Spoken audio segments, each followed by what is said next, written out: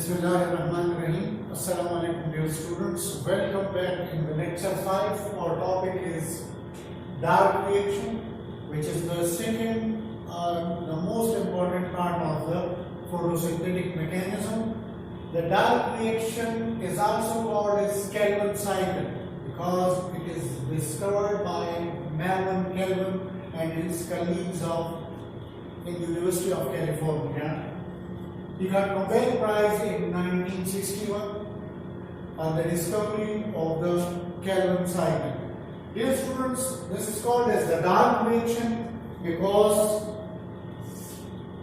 it is a light independent process.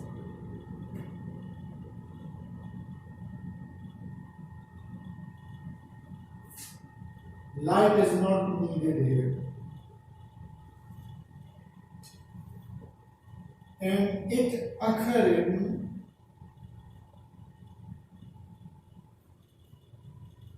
in stroma part of the chloroplast.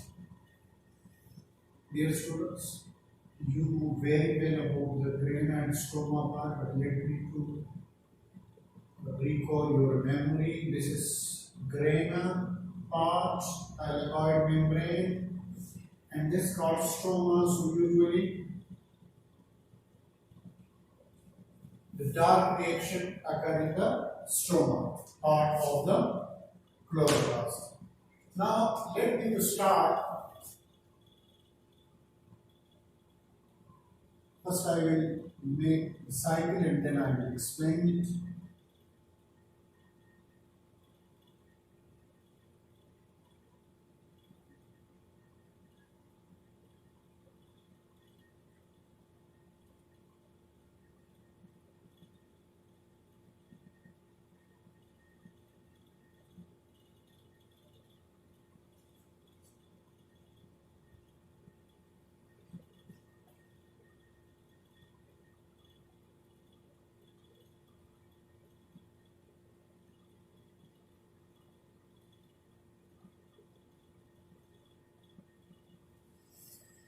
Dear students, 3 molecules of the carbon dioxide. The carbon dioxide in the photosynthesis will enter in the dark reaction. It has no role in the light reaction.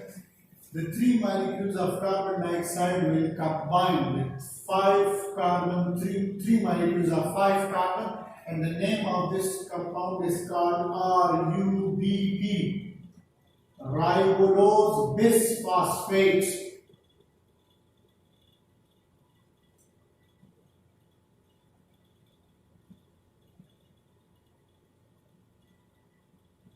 And the very popular enzyme Robisco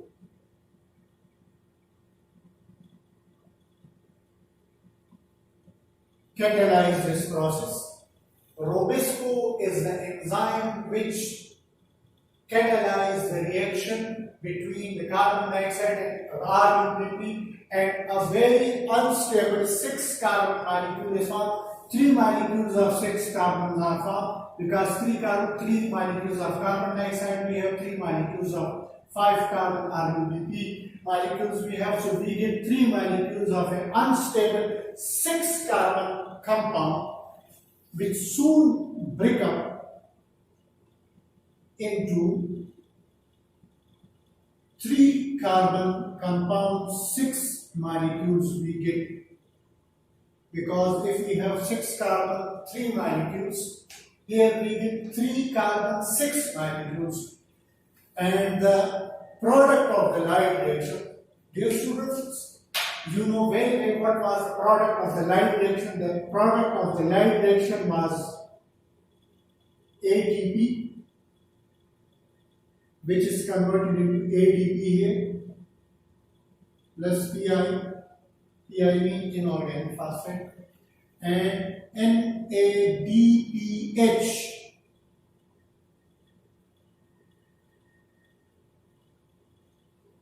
which convert into NADP. And these 3 3-carbon molecule is called pGAL or PGAL phosphoglyceroldehyde. In this cycle, one molecule of PGAL, which is a 3-carbon molecule,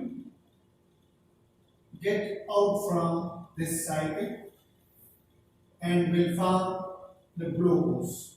How it will form the glucose, let me tell you.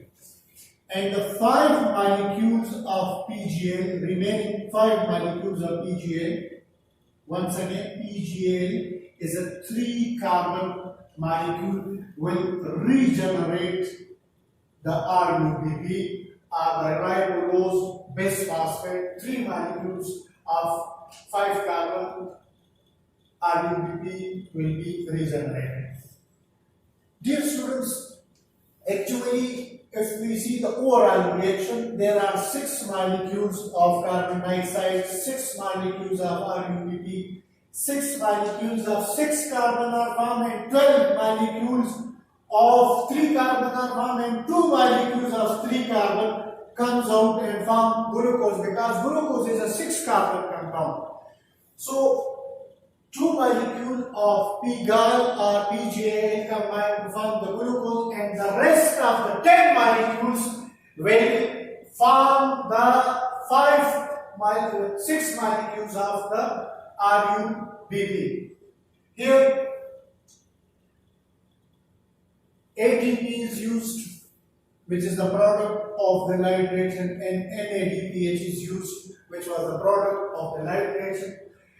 Dear students, we will. I want to clear this point that this cycle will operate twice to a glucose molecule is formed. I told you that this 3-carbon dioxide combined with 3 molecules of 5-carbon, but if you see the overall reaction, 6-carbon dioxide plus 12 H2O, then they form the glucose molecule. Glucose molecule is a 6C6H12O6.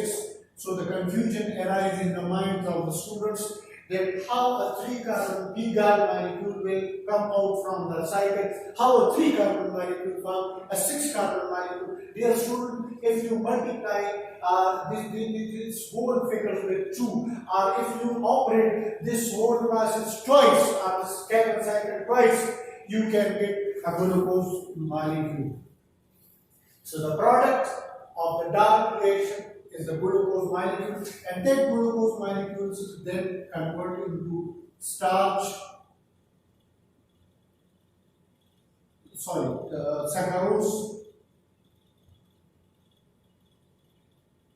which is a disaccharide sugar, and this saccharose then transported inside the plant through phloem, and if it is in excess, then they are stored in the form of starch, which is a polysaccharide. But the immediate product of the dark reaction is the glucose molecule. The glucose molecules are formed, and the glucose molecule then convert into the saccharose. I will explain it once more. It's a light-independent process. Light is not needed to initiate, or light have no particular role directly to start this process. That's why this is called light-independent process. It is also called a Calvin cycle. Melvin Calvin usually discovered it, and it occurs in the stroma part of the chloroplast.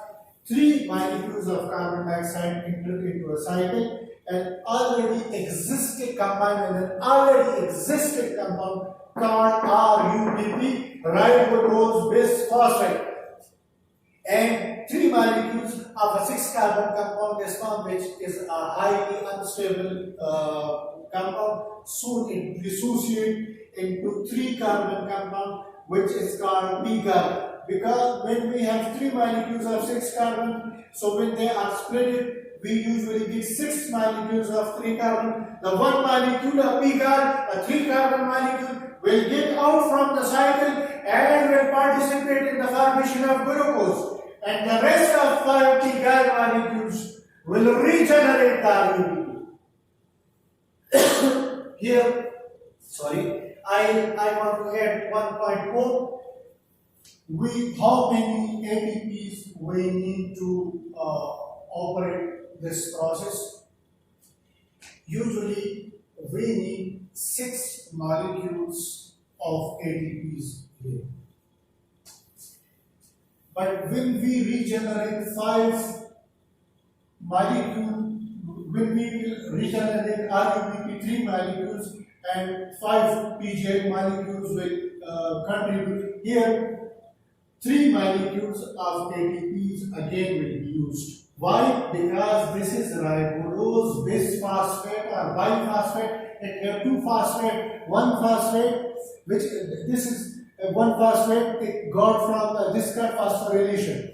1 phosphate it got from here, second phosphate it will get here. So 9 ATPs are found in the single carbon cycle. But when we will operate this, and we need to operate the carbon cycle twice, because for glucose molecule we need 2 pGal molecules, and 2 pGal molecules, 2 pGal molecules will combine to form a glucose molecule, because glucose is a 6-carbon compound. So overall 9 ATPs are used in one carbon cycle. If we operate it twice, so 9 2 is 18. Total 18 ATP utilization is needed to run the carbon cycle, which is also called as the dark reaction. Hope that students you understand the concept of the dark reaction or the carbon cycle. Now I am proceeding towards the different factors or the limiting factors which limits the process of photosynthesis. So let me start.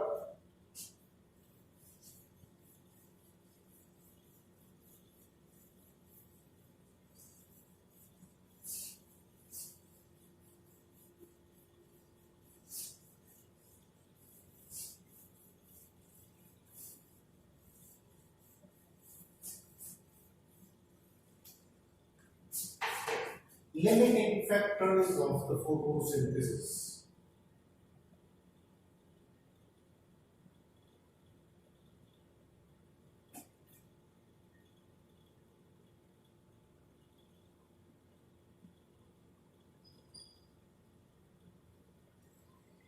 The limiting factors, the first limiting factor is the intensity of light.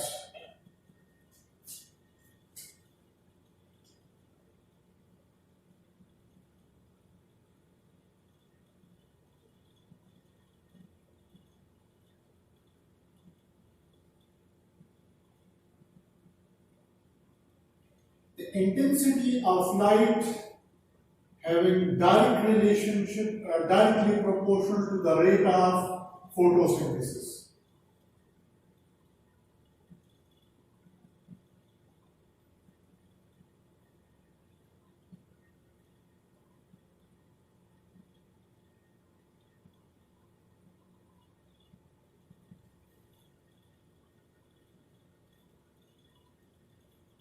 What does it mean? It means that if we reduce the intensity of sunlight, intensity of light, the rate of photosynthesis will decrease. If we increase the rate of the intensity of light, the rate of photosynthesis will also increase. Dear students, many students ask this question that only in the presence of sunlight the photosynthesis will happen. So I want to clarify this point, that in the presence of any light, photosynthesis can occur, because only the sunlight is not compulsory. And there are 2 times in the day. One is the evening and one is the morning time. These 2 times are called compensation times of the day in which the rate of photosynthesis is equal to the rate of respiration. In the daytime, the rate of photosynthesis is high and the rate of respiration is low. In the night, the rate of respiration is high and the rate of photosynthesis is low. So dear students, in the morning and evening time, the rate of photosynthesis become equal to the rate of respiration. Rate of photosynthesis and rate of respiration are parallel, are equal. In these two times, these are called the compensation times, because the light intensity is not so much in that times, so the rate of photosynthesis is become equal to the rate of respiration. So dear students, the relationship of light with the photosynthesis is a very even if you study if you see the name of the process photosynthesis, the photo is being light, so the light is very important for the photosynthetic process. Without the light, there will be no photosynthesis, because without light there is no light reaction. If there is no light reaction, there is no dark reaction. There is no dark reaction, nothing. So the photosynthesis will never occur in the absence of light. So the light have a very important role. So in the process of photosynthesis. Next is the temperature.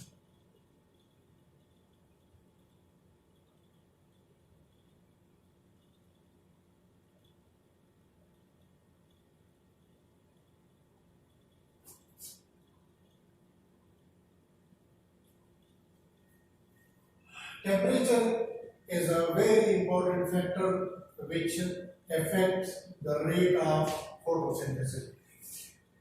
It have also directly proportional to the rate of photosynthesis. But dear students, in limits. In limits. If we increase the temperature, the rate of photosynthesis will also increase. Usually 30 to 35 degrees centigrade is thought to be the ideal temperature on which photosynthesis is in its peak. If we exceed from 35 degrees centigrade to 40 degrees centigrade, the rate of photosynthesis will then decrease, and even at 45 degrees centigrade, most of the photosynthetic process ceases. But it is not for, but some plants are exceptional. For example, cactus, Opaltia, which are present in the hot deserts. They can even continue their photosynthetic processes 55 degrees centigrade. But for the mesophytes, mesophytic plants, which are present in, which are terrestrial plants and which are present around us, usually their photosynthesis is in its peak at 30 to 35 degrees centigrade. Dear students, in low temperature, below 10, also the photosynthesis will not happen.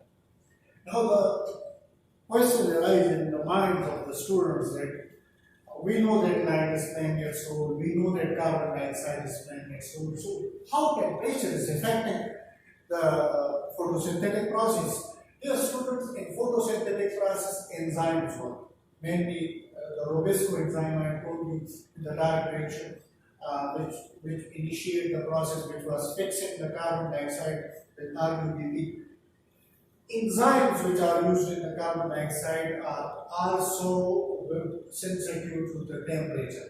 So when enzymes used in the dark reaction are temperature sensitive, dear students, the whole process is also temperature sensitive, because if there are no enzymes, how the photosynthetic process will pursue? So temperature have its key role. Third one is the concentration of carbon dioxide.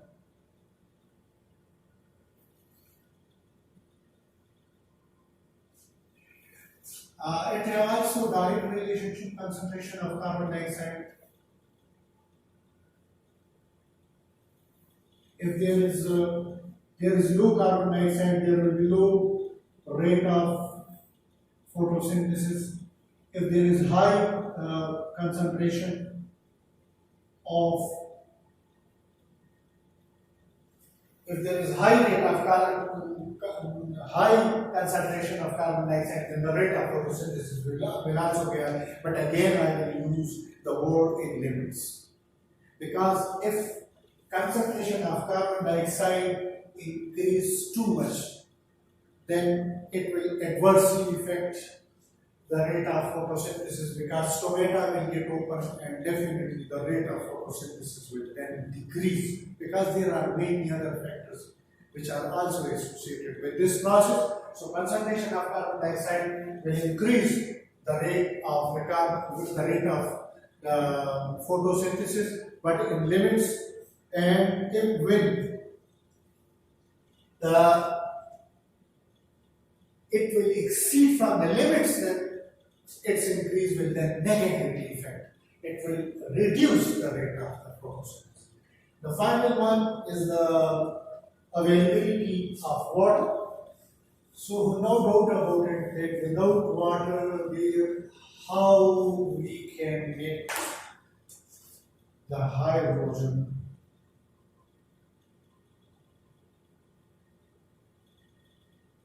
for the glucose, and how we will get oxygen. Dear students, water usually plays its vital role, because when in the photolysis it is split into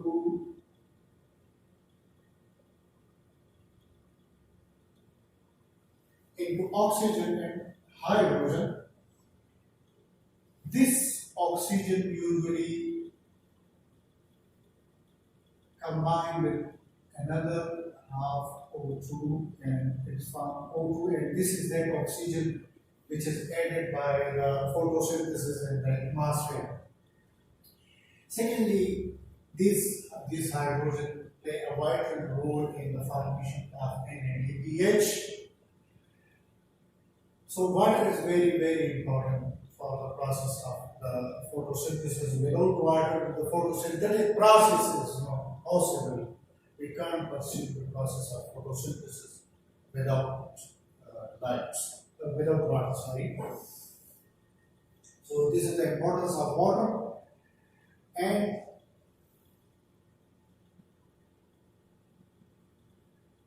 if we see the overall duration of the photosynthesis,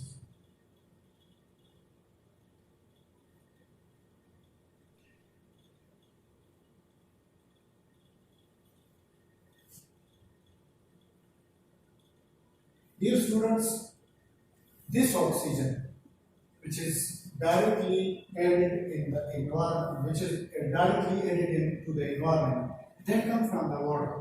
And one CB name was a scientist who who experimentally proved it that the oxygen which is emitted into the environment, which is added to the environment by the photosynthesis, actually the oxygen of the water. This is not the oxygen of the carbon dioxide. He used an isotope of oxygen called O18 here, and then he collected the oxygen which is emitted in the environment, that was O18. And in the carbon dioxide, he used O16 isotope. So in the glucose, he got O16 oxygen. So definitely, the oxygen which is added in the environment by the photosynthetic process is the oxygen of the water. And the splitting of the water in the presence of light is called photolysis, already in the light reaction. So dear students, it was all about the photosynthesis. it is a life dependent process. The entire life process depends upon the photosynthetic process. Without photosynthesis, we can't imagine the life. The life is not possible on the earth in the absence of photosynthesis. Because in the ecosystem, plants are thought to be producers. Why they are plant producers? Because they can produce their own food by the process, and the process by which they can produce their own food is the only process is the photosynthesis, by which there are certain bacteria which are doing another process, chemosynthesis. But photosynthesis is the main driving force of the production of the food by the plants. So it was all about the photosynthesis. In our coming lecture, inshallah, we will explain the respiration process. Thank you so much. And again, if you have any doubts in these processes, mechanisms, you can ask your question in the live session. And I encourage the students, I encourage all of you to ask valid questions regarding the lectures. Thank you so much. Inshallah, see you in the next lecture.